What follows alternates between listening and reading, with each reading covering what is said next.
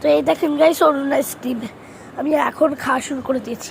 আমার বাবা এনেছে কালকে। হ্যাঁ, এই সাইডটা কালকে কেটে দিয়েছে আর এই সাইডটা এখন আমি খাচ্ছি। তো গাইস এত টেস্টি তোমাদের কি বলবো।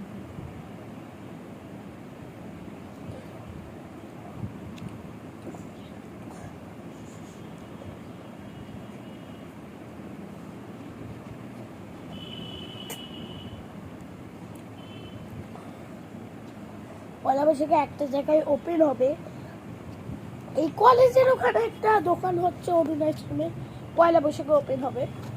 তো পয়লা বৈশাখে না ওইটা তখন ওপেন হয়নি, বাবা চাকদা থেকে এনেছে এটা আমার জন্য।